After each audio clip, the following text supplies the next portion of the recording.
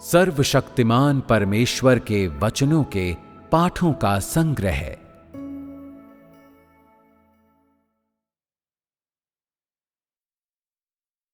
प्रार्थना की क्रिया के विषय में।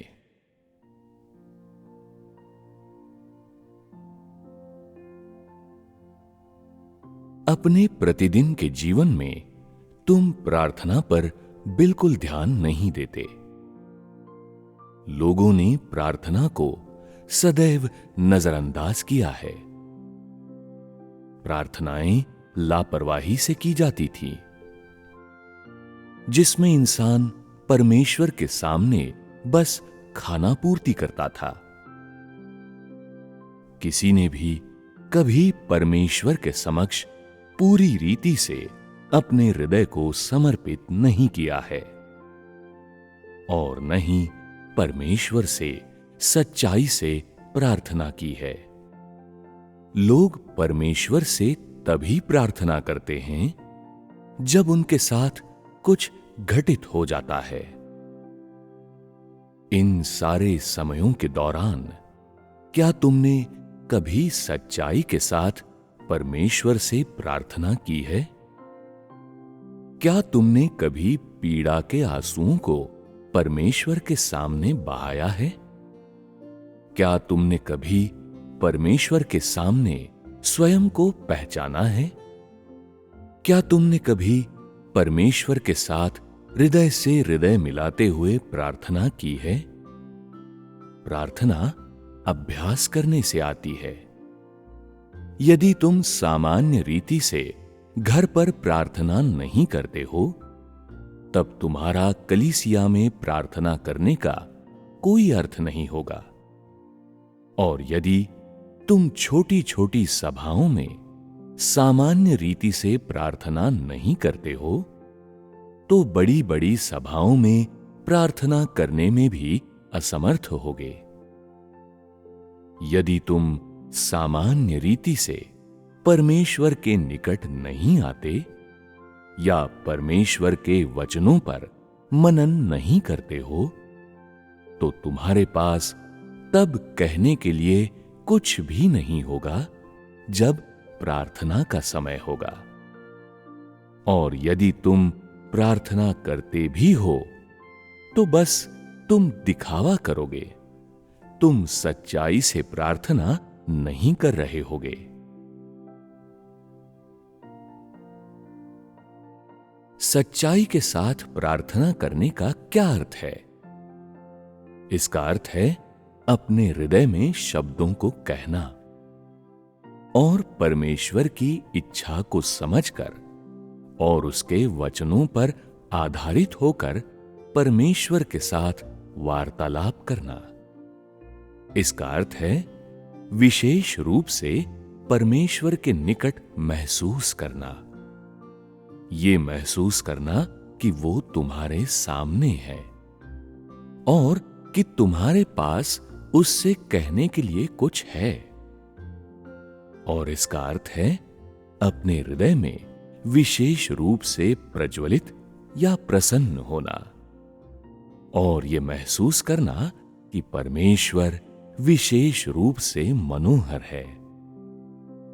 तुम विशेष रूप से प्रेरणा से भरे हुए महसूस करोगे और तुम्हारे शब्दों को सुनने के बाद तुम्हारे भाई और तुम्हारी बहनें आभारी महसूस करेंगे।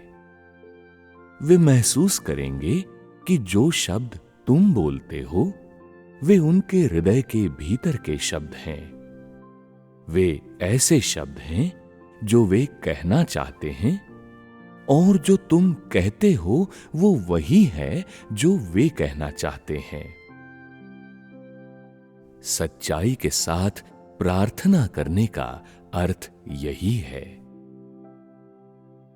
सच्चाई के साथ प्रार्थना करने के बाद अपने हृदय में तुम शांतिपूर्ण और आभारी महसूस करोगे। परमेश्वर से प्रेम करने की सामर्थ्य बढ़ जाएगी और तुम महसूस करोगे कि तुम्हारे जीवन में परमेश्वर से प्रेम करने से अधिक योग्य और महत्वपूर्ण कुछ नहीं है। और ये सब प्रमाणित करेगा कि तुम्हारी प्रार्थनाएं प्रभावशाली रही हैं। क्या तुमने कभी इस तरह से प्रार्थना की है? और प्रार्थना की विषय वस्तु के बारे में क्या? तुम्हें अपनी सच्ची दशा के अनुसार चरण दर चरण प्रार्थना करनी चाहिए और ये पवित्र आत्मा के द्वारा होनी चाहिए। और तुम्हें परमेश्वर की इच्छा और मनुष्य के लिए उसकी मांगों को पूरा करते हुए परमेश्वर के साथ वार्तालाप करनी चाहिए। जब तुम अपनी प्रार्थनाओं का अभ्यास करना आरंभ करते हो तो सबसे पहले अपना हृदय परमेश्वर को दो।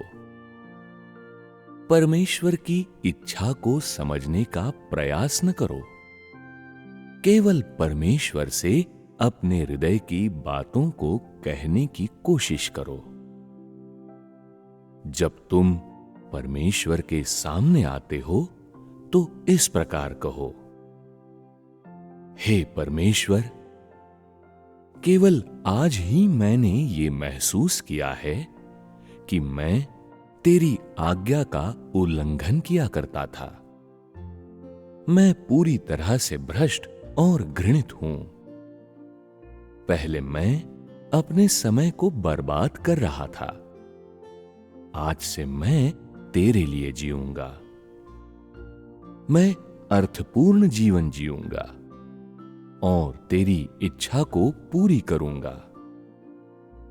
मैं जानता हूं कि तेरा आत्मा सदैव मेरे भीतर कार्य करता है और सदैव मुझे प्रज्वलित और प्रकाशित करता है, ताकि मैं तेरे समक्ष प्रभावशाली और मजबूत गवाही दे सकूं, जिससे मैं हमारे भीतर शैतान को तेरी महिमा, तेरी गवाही और तेरी विजय दिखाऊं। जब तुम इस तरह से प्रार्थना करते हो तो तुम्हारा हृदय पूरी तरह से स्वतंत्र हो जाएगा। इस प्रकार से प्रार्थना कर लेने के बाद तुम्हारा हृदय परमेश्वर के निकट होगा और इस प्रकार से अक्सर प्रार्थना करने के द्वारा पवित्र आत्मा तुम्हारे भीतर अवश्य कार्य करेगा। यदि तुम इस तरह से सदैव परमेश्वर को पुकारोगे और परमेश्वर के समक्ष अपने दृढ़ निश्चय को रखोगे, तो ऐसा दिन आएगा जब तुम्हारा दृढ़ निश्चय परमेश्वर के सामने स्वीकार हो सकता है, जब तुम्हारा हृदय और संपूर्ण अस्तित्व परमेश्वर के द्वारा स्वीकार कर लिया जाएगा। तब तुम अंततः परमेश्वर के द्वारा सिद्ध कर दिए जाओगे। प्रार्थना तुम लोगों के लिए सबसे अधिक महत्वपूर्ण है। जब तुम प्रार्थना करते हो, तुम पवित्र आत्मा के कार्य को ग्रहण करते हो।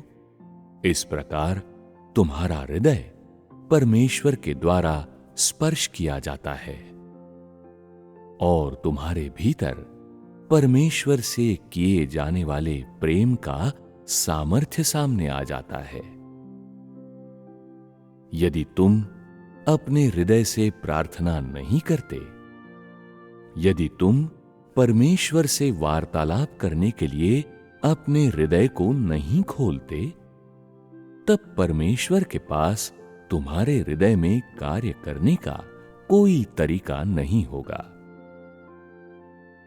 यदि तुमने प्रार्थना करते हुए अपने हृदय के सभी शब्दों को बोल दिया है और पवित्र आत्मा ने कार्य नहीं किया है, यदि तुम अपने भीतर प्रेरित महसूस नहीं करते, तो ये दिखाता है कि तुम्हारा हृदय गंभीर नहीं है, कि तुम्हारे शब्द सच्चे नहीं हैं और अभी भी अशुद्ध है। यदि प्रार्थना करते हुए तुम आभारी होते हो, तब तुम्हारी प्रार्थनाएं परमेश्वर के द्वारा स्वीकार की जा चुकी हैं और परमेश्वर का आत्मा तुम्हारे भीतर कार्य कर चुका है। परमेश्वर के समक्ष सेवा करने वाले एक व्यक्ति के रूप में तुम प्रार्थनाओं के बिना नहीं रह सकते। यदि तुम परमेश्वर के साथ संगति को सचमुच अर्थपूर्ण और महत्वपूर्ण रूप में देखते हो, तो क्या तुम प्रार्थना को त्याग सकते हो? परमेश्वर के साथ वार्तालाप करने के बिना कोई नहीं रह सकता। प्रार्थना के बिना तुम देह में रहते हो, तुम शैतान के बंधन में रहते हो। सच्ची प्रार्थना के बिना तुम अंधकार के प्रभाव तले रहते हो। मैं आशा करता हूं कि सभी भाई बहन प्रत्येक दिन सच्चाई के साथ प्रार्थना करने के योग्य हैं। यह किसी धर्म सिद्धांत का पालन करना नहीं है, परंतु एक ऐसा प्रभाव है जिसे पूरा किया जाना चाहिए। क्या तुम थोड़ी सी नींद और आनंद को त्यागने के लिए तैयार हो? भोर को ही सुबह की प्रार्थना करने और फिर परमेश्वर के वचनों का आनंद लेने के द्वारा? यदि तुम शुद्ध मन से प्रार्थना करते हो और इस तरह से परमेश्वर के वचनों को खाते और पीते हो, तो तुम परमेश्वर के द्वारा और अधिक स्वीकार किए जाओगे। यदि तुम इसे हर सुबह ऐसा करते हो, यदि हर दिन तुम अपने हृदय को परमेश्वर को देने का अभ्यास करते हो और परमेश्वर के साथ वार्तालाप करते हो, तो परमेश्वर के प्रति तुम्हारा ज्ञान निश्चित रूप से बढ़ जाएगा और परमेश्वर की इच्छा को बेहतर रीति से समझ पाओगे। तुम्हें कहना चाहिए, हे परमेश्वर, मैं अपने कर्तव्य को पूरा करना चाहता हूं, इसलिए कि तू हम में महिमा को प्राप्त करे और हम में लोगों के इस समूह में गवाही का आनंद ले। मैं बस ये कर सकता हूं कि अपने संपूर्ण अस्तित्व को तेरे प्रति भक्तिमय रूप में समर्पित कर दूं। मैं तुझसे विनती करता हूं कि तू हम में कार्य कर, ताकि मैं सच्चाई के साथ तुझसे प्रेम कर सकूं और तुझे संतुष्ट कर सकूं और तुझे वो लक्ष्य बना सकूं जिसको मैं पाना चाहता हूं। जब तुम में ये बोझ होगा, तो परमेश्वर निश्चित रूप से तुम्हें सिद्ध बनाएगा।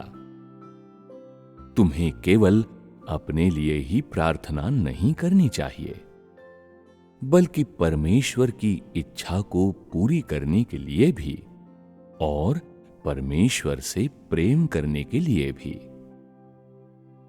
ऐसी प्रार्थना सबसे सच्ची प्रार्थना होती है। क्या तुम परमेश्वर की इच्छा को पूरी करने के लिए प्रार्थना करते हो? पहले तुम लोग नहीं जानते थे कि प्रार्थना कैसे करें और तुमने प्रार्थना को नजरअंदाज कर दिया था। तुम लोगों को स्वयं को प्रार्थना में प्रशिक्षित करने के लिए अपना सर्वोत्तम करना आवश्यक है।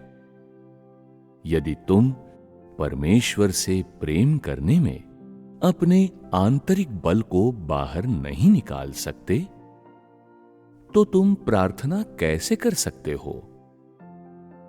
तुम्हें कहना चाहिए, हे परमेश्वर, मेरा हृदय तुझसे सच्चाई के साथ प्रेम करने में असमर्थ है। मैं तुझसे प्रेम करना चाहता हूं, परंतु मुझ में बल की कमी है। मुझे क्या करना चाहिए? मैं चाहता हूं कि तू मेरी आत्मा की आंखें खोल दे। मैं चाहता हूं कि तेरा आत्मा मेरे हृदय को स्पर्श करे, ताकि मैं तेरे समक्ष सारी निष्क्रिय अवस्थाओं से रहित हो जाऊं और किसी भी व्यक्ति, विषय या वस्तु के अधीन न रहूं। मैं अपने हृदय को तेरे समक्ष पूरी तरह से खोल कर रख देता हूं, इस प्रकार से कि मेरा पूरा अस्तित्व तेरे समक्ष समर्पित हो जाए और तू मुझे वैसे ही परख सके जैसे तू चाहता है। अब मैं भावी संभावनाओं को कोई विचार नहीं देता और न ही मृत्यु के बंधन में हूं। मेरे उस हृदय का प्रयोग करते हुए जो तुझसे प्रेम करता है, मैं जीवन के मार्ग को खोजना चाहता हूं। सारी बातें और घटनाएं तेरे हाथों में हैं। मेरी नियति तेरे हाथों में है और इससे बढ़कर मेरा जीवन तेरे हाथों के नियंत्रण में है। अब मैं तुम्हारे प्रेम का अनुसरण करता हूं और इस बात की परवाह न करते हुए कि क्या तू मुझे अपने से प्रेम करने देगा, इस बात की परवाह न करते हुए कि शैतान कैसे हस्तक्षेप करेगा, मैं तुझसे प्रेम करने के प्रति दृढ़ हूं। जब तुम ऐसी बातों का सामना करते हो तो तुम इस तरह से प्रार्थना करते हो। यदि तुम प्रतिदिन ऐसा करते हो तो परमेश्वर से प्रेम करने का बल धीरे धीरे बढ़ता जाएगा। किस प्रकार कोई सच्ची प्रार्थना में प्रवेश करता है? प्रार्थना करते हुए तुम्हारा हृदय परमेश्वर के समक्ष शांतिपूर्ण होना चाहिए और ये सच्चा होना चाहिए। तुम सच्चाई के साथ परमेश्वर से वार्तालाप कर रहे होते हो और उससे प्रार्थना कर रहे होते हो। तुम्हें अच्छे अच्छे शब्दों का प्रयोग करते हुए परमेश्वर को धोखा नहीं देना चाहिए। प्रार्थना उसके इर्द गिर्द केंद्रित होनी चाहिए जिसे परमेश्वर आज पूरा करना चाहता है।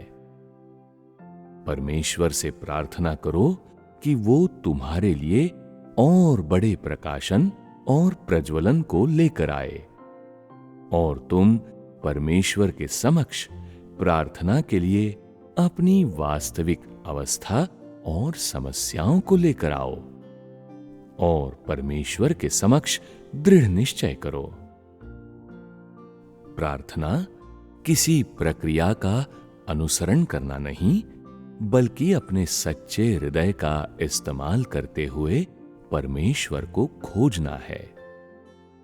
प्रार्थना करो कि परमेश्वर तुम्हारे हृदय की सुरक्षा करे और इसे अक्सर परमेश्वर के समक्ष शांतिपूर्ण बनाए, तुम्हें योग्य बनाए कि तुम स्वयं को जान सको और स्वयं का तिरस्कार कर सको और उस वातावरण में स्वयं को त्याग सको जिसे परमेश्वर ने तुम्हारे लिए निर्धारित किया है।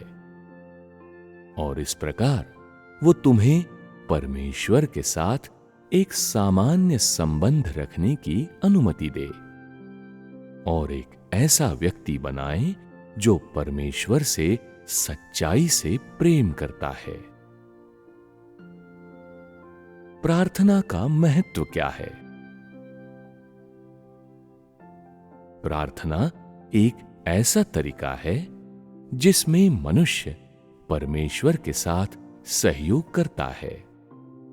ये एक ऐसा माध्यम है जिसके द्वारा मनुष्य परमेश्वर को पुकारता है, और ये ऐसी प्रक्रिया है जिसके द्वारा मनुष्य को परमेश्वर के आत्मा के द्वारा स्पर्श किया जाता है। ये कहा जा सकता है कि जो प्रार्थना रहित होते हैं वे आत्मा के बिना मृत लोग होते हैं, और ये इसका प्रमाण है कि उनमें परमेश्वर के द्वारा स्पर्श को पाने की क्षमताओं की कमी होती है।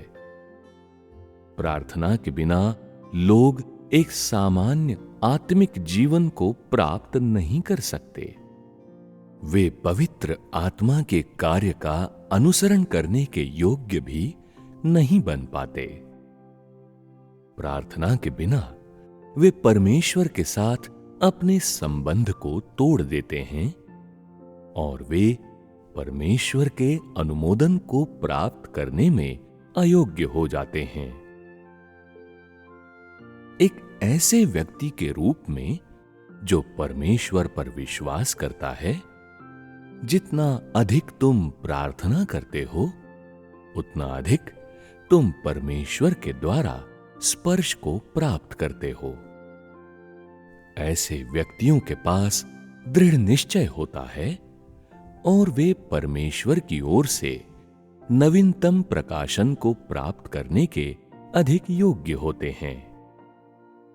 परिणाम स्वरूप इस प्रकार के लोग ही पवित्र आत्मा के द्वारा जितनी जल्दी हो सके उतनी जल्दी सिद्ध किए जा सकते हैं। प्रार्थना के द्वारा किस प्रभाव को प्राप्त किया जाता है? लोग प्रार्थना के कार्य को करने और प्रार्थना के महत्व को समझने में सक्षम हैं, परंतु प्रार्थना के द्वारा प्राप्त किया जाने वाला प्रभाव कोई साधारण विषय नहीं है। प्रार्थना औपचारिकताओं से होकर जाने या प्रक्रिया का अनुसरण करने या परमेश्वर के वचनों का उच्चारण करने का विषय नहीं है। कहने का अर्थ यह है कि प्रार्थना का अर्थ शब्दों को रटना और दूसरों की नकल करना नहीं है। प्रार्थना में तुम्हें अपना हृदय परमेश्वर को देना आवश्यक है, जिसमें अपने हृदय में परमेश्वर के साथ वचनों को बांटा जाता है, ताकि तुम परमेश्वर के द्वारा स्पर्श किए जाओ। यदि तुम्हारी प्रार्थनाओं को प्रभावशाली होना है, तो उन्हें तुम्हारे द्वारा परमेश्वर के वचनों के पढ़े जाने पर आधारित होना आवश्यक है। परमेश्वर के वचनों के मध्य में प्रार्थना करने के द्वारा ही तुम और अधिक प्रकाशन और प्रज्वलन को प्राप्त कर सकोगे। एक सच्ची प्रार्थना एक ऐसे हृदय को रखने के द्वारा ही दर्शाई जाती है जो परमेश्वर के द्वारा रखी मांगों की लालसा रखता है, और इन मांगों को पूरा करने की इच्छा रखने के द्वारा तुम उन सब बातों से घृणा कर पाओगे जिनसे परमेश्वर घृणा करता है। उसी के आधार पर तुम्हें ज्ञान प्राप्त होगा और परमेश्वर के द्वारा स्पष्ट किए गए सत्यों को जानोगे और उनके विषय में स्पष्ट हो जाओगे। दृढ़ निश्चय और विश्वास और ज्ञान और उस मार्ग को प्राप्त करना जिसके द्वारा प्रार्थना के पश्चात अभ्यास किया जाता है, ही सच्चाई के साथ प्रार्थना करना है। केवल ऐसी प्रार्थना ही प्रभावशाली हो सकती है। फिर भी प्रार्थना की रचना परमेश्वर के वचनों का आनंद लेने और परमेश्वर के वचनों में उसके साथ वार्तालाप करने की बुनियाद पर होनी चाहिए। इससे तुम्हारा हृदय परमेश्वर को खोजने और परमेश्वर के समक्ष शांतिपूर्ण बनने में सक्षम होगा। ऐसी प्रार्थना परमेश्वर के साथ सच्चे वार्तालाप के बिंदु तक पहले ही पहुंच चुकी है। प्रार्थना करने के विषय में आधारभूत ज्ञान। 1. बिना सोचे समझे वो सब न कहो जो मन में आता है। तुम्हारे हृदय में एक बोझ होना आवश्यक है। कहने का अर्थ है कि जब तुम प्रार्थना करो तो एक लक्ष्य होना चाहिए। 2. तुम्हारी प्रार्थनाओं में परमेश्वर के वचन होने चाहिए। वे परमेश्वर के वचनों पर आधारित होनी चाहिए। 3. प्रार्थना करते समय तुम्हें पुरानी हो चुकी बातों को दोहराते नहीं रहना चाहिए। तुम्हें परमेश्वर के वर्तमान के वचनों पर ध्यान देना चाहिए और प्रार्थना करते समय परमेश्वर को अपने अंतरतम विचार बताने चाहिए। 4. सामूहिक प्रार्थना एक सार पर केंद्रित होनी चाहिए, जो आज पवित्र आत्मा का कार्य होना चाहिए। 5. सब लोगों को सीखना आवश्यक है कि किसी चीज के लिए प्रार्थना कैसे करें। ये परमेश्वर की इच्छा को पूरा करने का एक प्रकटीकरण भी है। व्यक्तिगत प्रार्थना जीवन प्रार्थना के महत्व और प्रार्थना के आधारभूत ज्ञान को समझने पर आधारित है।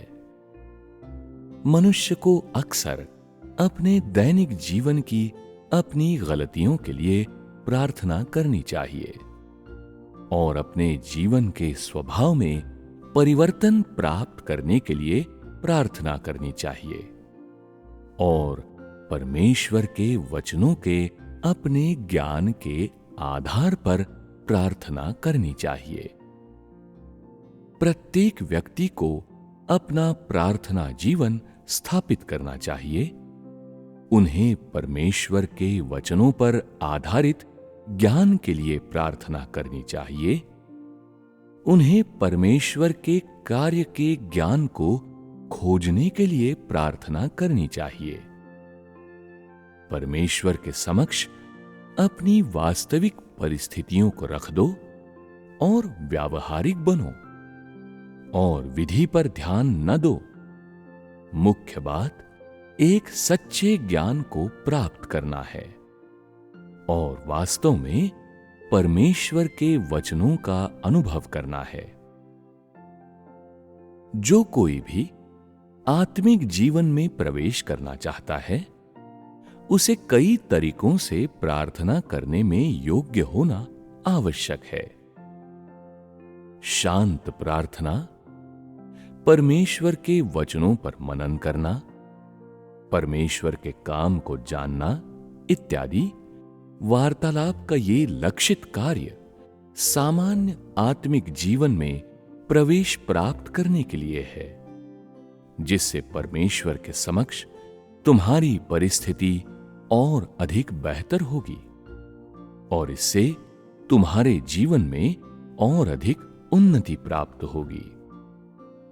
सारांश में, तुम जो कुछ भी करते हो, चाहे ये परमेश्वर के वचनों को खाना और पीना हो, या शांत रूप में प्रार्थना करना, या ऊंची आवाज में घोषणा करना हो, ये परमेश्वर के वचनों को और उसके कार्यों को और उसको स्पष्ट रूप से देखने के लिए है, जिसे वो तुम में पूरा करना चाहता है। इससे भी अधिक महत्वपूर्ण, ये उन स्तरों तक पहुंचने के लिए हैं जिनकी परमेश्वर मांग करता है और जो तुम्हारे जीवन को अगले स्तर तक लेकर जाने के लिए है। परमेश्वर द्वारा लोगों से मांग किया जाने वाला सबसे निम्नतम स्तर यह है कि वे अपने हृदयों को परमेश्वर के प्रति खोल सकें। यदि मनुष्य अपना सच्चा हृदय परमेश्वर को दे दे और परमेश्वर से वो कहे जो वास्तव में उसके हृदय में परमेश्वर के लिए है, तो परमेश्वर मनुष्य में कार्य करने के लिए तैयार है। परमेश्वर मनुष्य का विकृत हृदय नहीं चाहता, बल्कि उसका शुद्ध और खरा हृदय चाहता है। यदि मनुष्य सच्चाई के साथ परमेश्वर के समक्ष अपने हृदय से नहीं बोलता है, तो परमेश्वर मनुष्य के हृदय को स्पर्श नहीं करता या उसके भीतर कार्य नहीं करता। इस प्रकार प्रार्थना करने के विषय में सबसे महत्वपूर्ण बात अपने सच्चे हृदय के शब्दों को परमेश्वर से बोलना है। परमेश्वर को अपनी कमियों या विद्रोही स्वभाव के बारे में बताना है और संपूर्ण रीति से स्वयं को परमेश्वर के समक्ष खोल देना है। केवल तभी परमेश्वर तुम्हारी प्रार्थनाओं में रुचि रखेगा। यदि नहीं, तो परमेश्वर अपने चेहरे को तुमसे छिपा लेगा। प्रार्थना के लिए निम्नतम मापदंड ये है कि तुम अपने हृदय को परमेश्वर के समक्ष शांतिपूर्ण बनाए रख सको और ये परमेश्वर से दूर न हो। शायद इस दौरान तुमने किसी नए या उच्च दृष्टिकोण को प्राप्त न किया हो, परंतु तुम्हें बातों को यथावत बनाए रखने के लिए प्रार्थना का प्रयोग करना चाहिए। तुम पीछे नहीं लौट सकते। ये वो सबसे निम्नतम है जिसे तुम्हें प्राप्त करना आवश्यक है। यदि तुम इतना भी पूरा नहीं कर सकते, तो ये प्रमाणित करता है कि तुम्हारे आत्मिक जीवन ने सही मार्ग पर प्रवेश नहीं किया है। इसके परिणाम स्वरूप तुम अपने मूल दर्शन पर और परमेश्वर पर विश्वास की ऊंचाई पर बने नहीं रह सकते और तुम्हारा दृढ़ निश्चय इसके बाद अदृश्य हो जाता है। आत्मिक जीवन में तुम्हारा प्रवेश इस बात से चिन्हित होता है कि क्या तुम्हारी प्रार्थनाओं ने सही मार्ग में प्रवेश किया है या नहीं। सब लोगों को इस वास्तविकता में प्रवेश करना आवश्यक है। उन सबको प्रार्थना में स्वयं को सचेत रूप से प्रशिक्षित करने का कार्य करना आवश्यक है। वे निष्क्रिय रूप से प्रतीक्षा न करें, बल्कि पवित्र आत्मा के द्वारा स्पर्श किए जाने के लिए सचेत रूप में प्रयास करें। केवल तभी वे ऐसे लोग बन पाएंगे जो सच्चाई के साथ परमेश्वर को खोजते हैं। जब तुम प्रार्थना करना आरंभ करते हो, तो तुम्हें यथार्थवादी बनना चाहिए और महत्वाकांक्षी बनकर स्वयं को असफल नहीं होने देना चाहिए। तुम जरूरत से अधिक मांगों को नहीं रख सकते, ये आशा करते हुए कि जैसे तुम अपना मुंह खोलोगे तभी तुम्हें पवित्र आत्मा का स्पर्श मिल जाएगा। तुम प्रकाशित और प्रज्वलित हो जाओगे एवं अधिक अनुग्रह को प्राप्त करोगे। ये असंभव है। परमेश्वर ऐसे कार्य नहीं करता जो अलौकिक हो। परमेश्वर लोगों की प्रार्थनाओं को अपने समय से पूरा करता है और कभी-कभी वो ये देखने के लिए तुम्हारे विश्वास को परखता है कि क्या तुम उसके समक्ष वफादार हो या नहीं। जब तुम प्रार्थना करते हो तो तुम में विश्वास, धीरज और दृढ़ निश्चय होना आवश्यक है।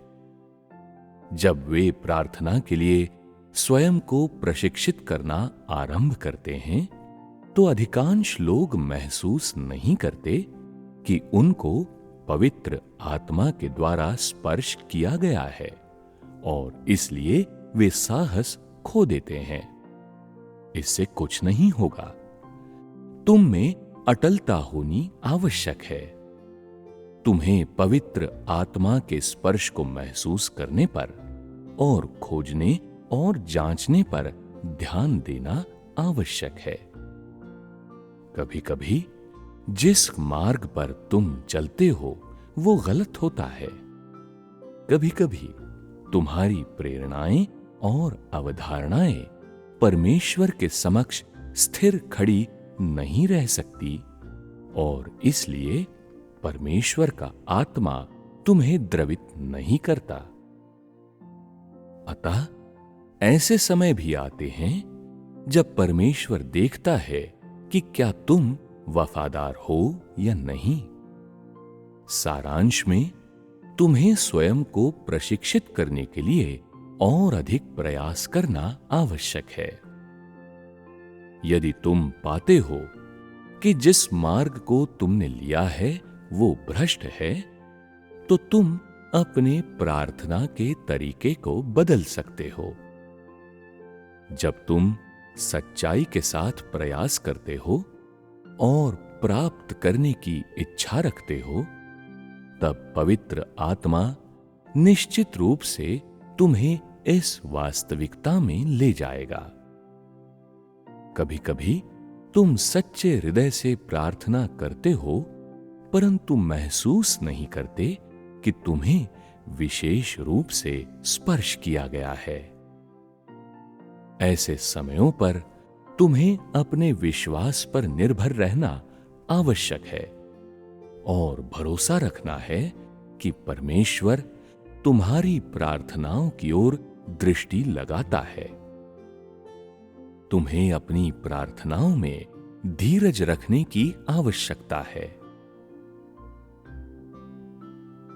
तुम्हें ईमानदार होना आवश्यक है और तुम्हें अपने हृदय की धूर्तता से छुटकारा पाने के लिए प्रार्थना करना आवश्यक है। जब तुम जरूरत के समय स्वयं को शुद्ध करने के लिए प्रार्थना का प्रयोग करते हो और परमेश्वर के आत्मा के द्वारा स्पर्श किए जाने के लिए इसका प्रयोग करते हो, तो तुम्हारा स्वभाव धीरे धीरे बदलता जाएगा। सच्चा आत्मिक जीवन प्रार्थना का जीवन है और ये ऐसा जीवन है जिसे पवित्र आत्मा के द्वारा स्पर्श किया जाता है। पवित्र आत्मा के द्वारा स्पर्श किए जाने की प्रक्रिया मनुष्य के स्वभाव को बदलने की प्रक्रिया है। वो जीवन जिसे पवित्र आत्मा के द्वारा स्पर्श नहीं किया गया है, वो आत्मिक जीवन नहीं है। ये अभी भी धार्मिक रीति है। केवल वे ही जिन्हें अक्सर पवित्र आत्मा के द्वारा स्पर्श किया जाता है और जो पवित्र आत्मा के द्वारा प्रकाशित और प्रज्वलित किए गए हैं, ऐसे लोग हैं जिन्होंने आत्मिक जीवन में प्रवेश किया है। मनुष्य का स्वभाव निरंतर रूप से बदलता रहता है जब वो प्रार्थना करता है और जितना अधिक वो परमेश्वर के आत्मा के द्वारा द्रवित होता है, उतना ही अधिक वो सक्रिय और आज्ञाकारी हो जाता है। इसलिए धीरे धीरे उसका हृदय भी शुद्ध हो जाएगा, जिसके बाद उसका स्वभाव धीरे धीरे बदल जाएगा। सच्ची प्रार्थना का प्रभाव ऐसा ही होता है।